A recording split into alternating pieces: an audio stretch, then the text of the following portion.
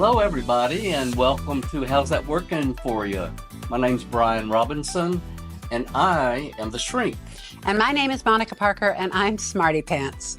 Boy, is she ever. Our mission on How's That Working For You is for a lot of people, they get it right. And then there's those who struggle, and they keep making the same missteps time after time. And if they do, they're destined to repeat. Today, we have someone by the name of Shane Heath. He founded, and is the CEO of MUD WTR. We'll talk about that in just a minute. And so, Shane, it's great to have you here today. Thank you for having me on. One of the things I'm really curious about is how you got from the hustle culture that you talk about to where you are today. You built this huge business developing healthy products for our minds, one of which is MUD WTR. And I'd like for you just to talk a little about what was involved in your transition from sleep when you're dead to where you are now when you have meetings that start with breath work and meditation. Yeah, it's been a wild ride, wild journey, and enjoying every second of it. So, I mean, as you know, the journey always starts when you're young, right? And from a young age, I had amazing parents that brought some unique perspectives that I think are relevant to today. My dad was a builder, so I was always around creativity, homes or architectural drawings getting turned into homes, actually, that I would eventually sleep in. And then my mom has been working for one of the biggest mushroom growers in North America since before I was born. And she still works there today. Yeah. So I grew up in a household where I was surrounded by both creativity and mushrooms. The funny thing is I went to college and I studied design. So I wasn't really pursuing either of those fields directly.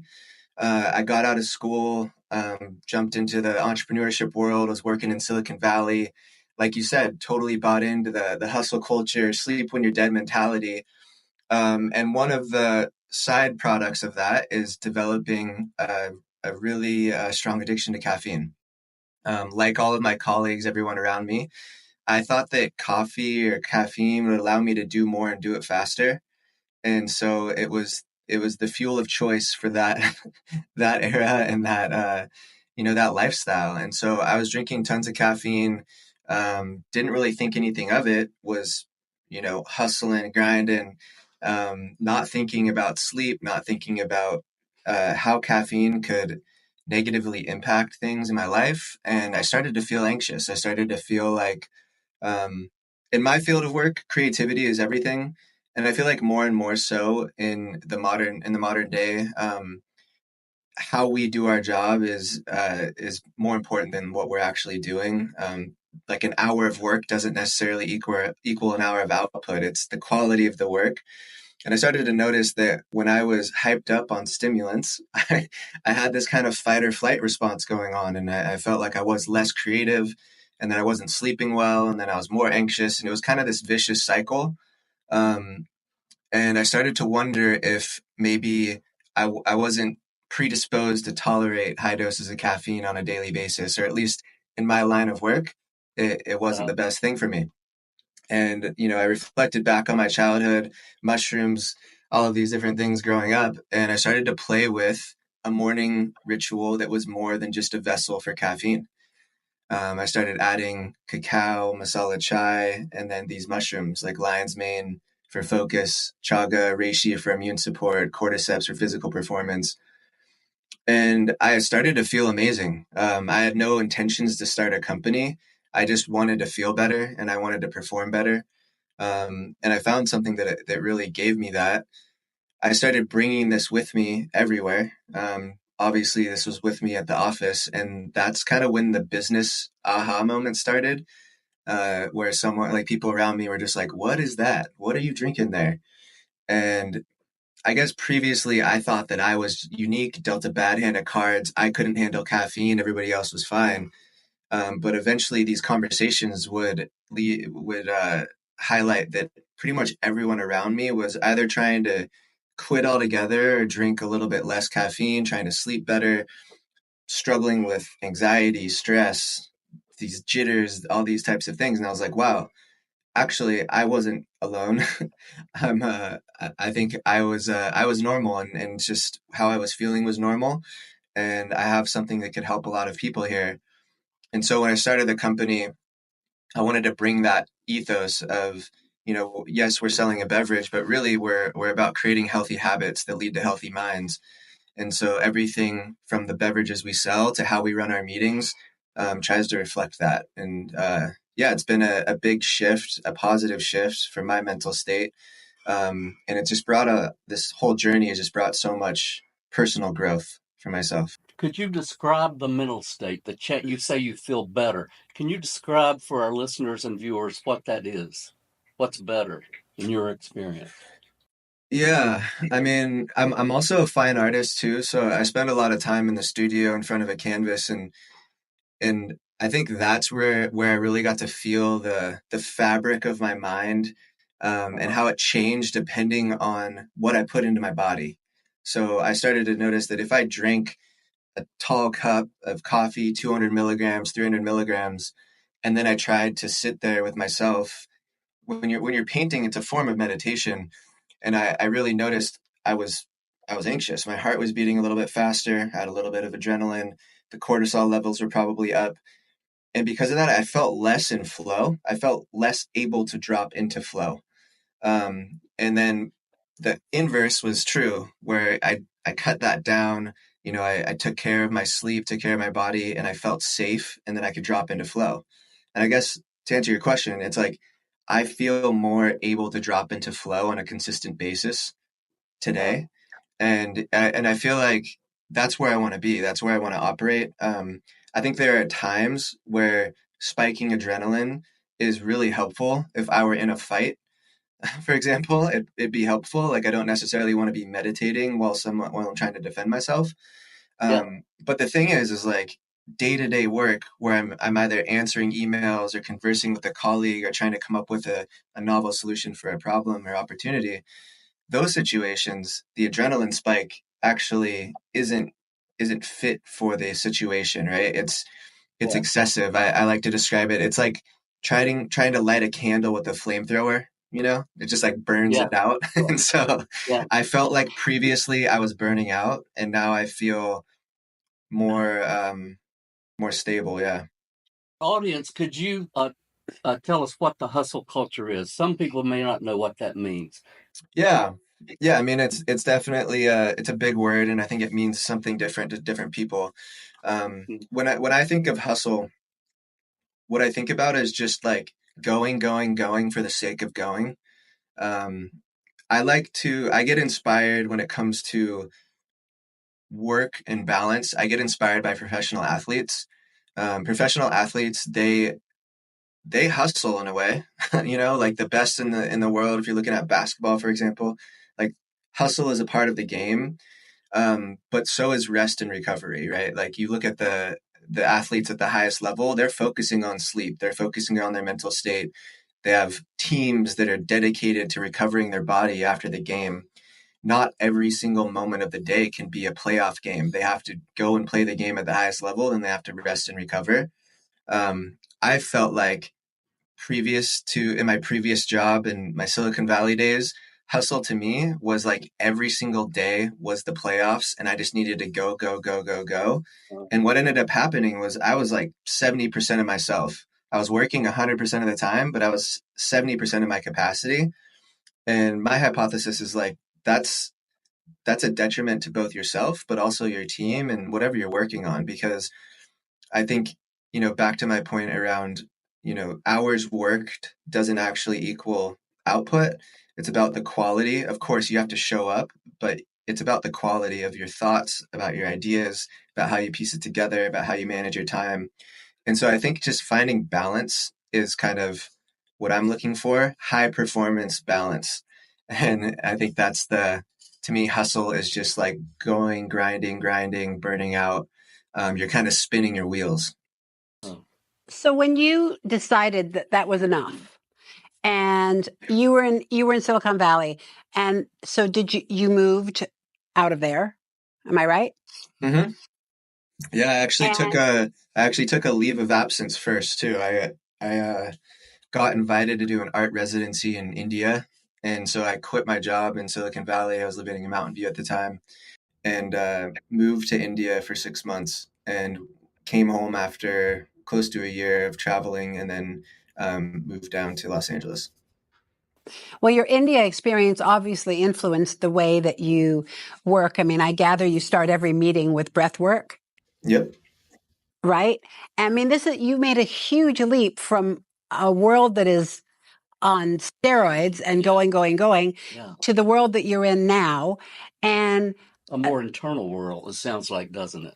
well, it sounds like a more loving world, a more welcoming world, less of, am I right? Less push, push, push. So my question is, when you started hiring people, I mean, the very nature of being in California is more receptive to breath work, et cetera, et cetera. But did you ever have any pushback from people when you said we start every day with doing breath work? Did they ever say, I don't, that's not what I do? Yeah, I don't think a lot of people did it at the time. And we're a remote team, so we have people from all over the country. Um, we have a 32-person team. About seven of us are in California, and so yeah, I mean there is a variety of backgrounds, and I liked that, and I think it was important. Like it's important to say that all of our habits, the rituals that we do as a company, they're totally optional, and we try to present them in a way that is very accessible as well. So there's options to ease into it. Um, and all the full spectrum. You can also drop in deeply. I think that there wasn't. I think that most people knew that when they were joining our company, they're through the interview process, and also just through how we present ourselves externally through our brand, through our expression. Um, I think it's pretty obvious that we do things differently. We One of our core values is to lead with curiosity, to inspire curiosity, and we do that externally and we do that internally. And so, I love that. yeah, we communicate that. And, I just love the notion of shaking up the snow globe. I think it creates, fertile ground for new ideas to cultivate. And so when we were introducing breath work like that was basically the why. And I spent a lot of time. Every time a new employee joins, I spend a good amount of time explaining why we do it, which I think is really important. Could you explain to our audience what breathwork is? I'm concerned some Yeah. people won't even know what it is. You know it, I know it, Monica does, but or maybe give us an example. Yeah, I guess the broadest definition of breathwork is anything. Um, it's conscious breathing in some way or fashion. There's many forms of breath work, but it's bringing awareness and consciousness to the breath is probably the most simple. Like you can just breathe out how you are now and just watch your breath. That's just a form of breath work. But I think what's interesting about breathing itself is it's an automatic practice. It's an automatic system. It works with the autonomic nervous system, but it's also something that you can take manual control over as well. So you don't have to think to breathe. You're going to breathe automatically. We've been breathing throughout this whole call without doing breath work, but at the same time, I can right now breathe in 3 times quickly and hold my breath, and I'm just taking it from autopilot into manual mode. What can that do for us? One interesting thing about the breath itself is that it co-regulates. So if we're in a stressful environment, our breath will start to speed up, right? If we're in a calming environment, like going to sleep, in a parasympathetic state, our breath will slow down. So our environment can influence our breath. But it's interesting because the inverse is also true. So if we're in a stressful environment and we take conscious breathing and apply that, we can calm ourselves. Even though we're in a stressful environment, all of a sudden now we can use our breath to calm ourselves. And the inverse is true. If we're in a calm state but we need to get hyped up, like maybe we're backstage, we're feeling too calm, we're about to do something big, something important, and we need to hype ourselves up, we can take in some Like right now. yeah, we can take in some more rapid breaths, right? And then we can excite our body, we can bring focus, we can bring energy. So I loved I loved learning about breathwork earlier on before starting this company as a tool that allows us to build a relationship with sort of the control panel of our body and mind. And when it comes to building a company, it's like we're all showing up, pursuing a collective vision, bringing our skill sets to the table. And I feel like this just adds to that. Being able to moderate your stress levels. Sometimes you're in a meeting and that meeting could be charged. There could be emotional energy in the room. You could be dealing with something stressful. I think embarking or imparting this tool amongst the team that allows us to all calm ourselves is really helpful. And starting the meeting with that practice of breath work is sort of like this reminder. It's like we're not sure where this meeting might go, but no, we have tools to bring balance, bring that homeostasis back, or lift ourselves up if we want to bring some more energy to the room. It's conscious living. It's being conscious of what you're doing. I find that breath is like it's a window into conscious living. Sure, Right. like you can just breathe 5 seconds in, 5 seconds out. Monica, let's do that with me. I'm ready. Okay. Yeah, so breathe in, 1, 2, 3, 4, 5. Maybe hold for 5, 3, 4, 5, and then exhale for 5, 3, 4, 5. Now at the bottom, don't breathe in yet. Hold there for 5, 3, 4, 5. And then you can go in, and this is a box breath. So you're just creating this nice slow pattern, and this is going to calm you down.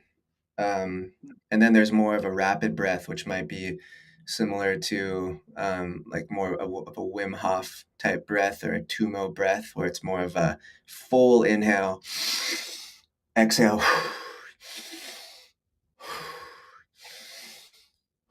So you do that, and that's a whole different feeling. You can start to feel your temperature increase. I'm feeling better already, man. Wow. No, that gives you energy. Yeah, my energy just going through the roof. Yeah, true. It feels great. Yeah, there's breath that can really calm you down, help you sleep. Then there's breath that can wake you up and help you fight if you need to. Monica, we've got to ask them about these mushrooms. Yes, we've got to ask you the mushrooms. We also have to ask you the choice of keeping the name Mudwater because that both. Mudwater has mushroom in it, right? Right? You grew Chaga. Chaga. Is that what it is, Chaga? It's and chaga and other with kinds. mushrooms, and you are okay with your staff doing micro mushrooms during the day at work. Is that correct? In our product, we have functional mushrooms. We have lion's mane, which is incorporated in our product for focus, and chaga and reishi are in our product for to help you manage stress, to bring about immune support. And then cordyceps is a really fascinating mushroom that a lot of endurance athletes are taking. It helps with cardio, fitness, that type of thing. And then there's this whole other set of mushrooms that we do not incorporate into our products, which are psychedelic mushrooms. Okay, that's really good to know. Yeah. So those are not in our blends, at least to date. These are illegal drugs, but drugs that are illegal substances.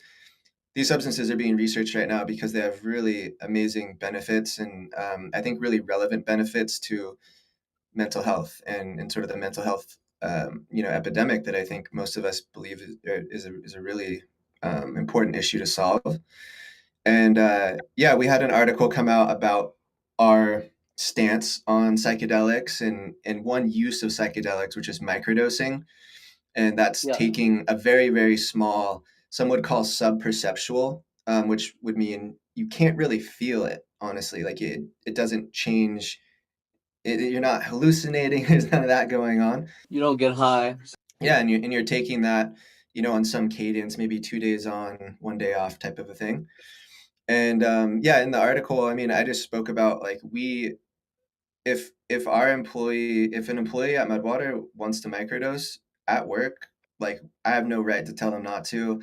In fact, we will provide them with we actually come out with editorial articles all the time about safe ways to do so, and so we'll share with them that. And I think some people were like, whoa, that's a crazy stance. But I really felt like it's not. Most companies actually stock most companies are already promoting the use of drugs, which I think most people don't realize. Like sounds sensational, but you go into the kitchen at 99% of offices, and you're going to find tons of caffeine in the form of coffee makers, K cups, energy drinks, soda, and you're probably going to find lots of alcohol as well. Beers, wine, all of the above. These are drugs. These are drugs that shift consciousness. There's a lot of studies that come out, putting alcohol up there with the most dangerous drug on the planet, right? Psilocybin, most research around psychedelic mushrooms is showing it to be much more beneficial than it is dangerous, and much more beneficial than alcohol. Is there one message you would like to leave with our audience? We're almost out of time. I think my a quote that I love to ponder is, whenever you find yourself on the side of the majority, it's time to pause and reflect. Whenever you find yourself on the side of the majority, time to pause and reflect. This is a quote from Mark Twain.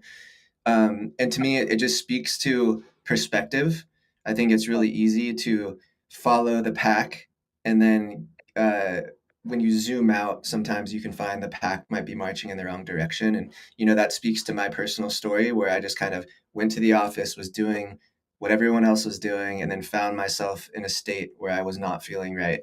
Once I questioned that, it was kind of this lead domino that allowed me to follow my own drumbeat, find out what my drumbeat was. And I think more people take that approach, I think they'll, expose themselves to a lot of amazing things in life.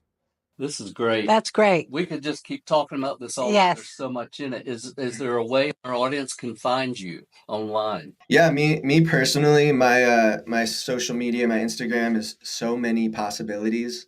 You could also just search Shane Heath. And then if you're interested in trying Mudwater, it's mudwater.com. So MUDWTR.com.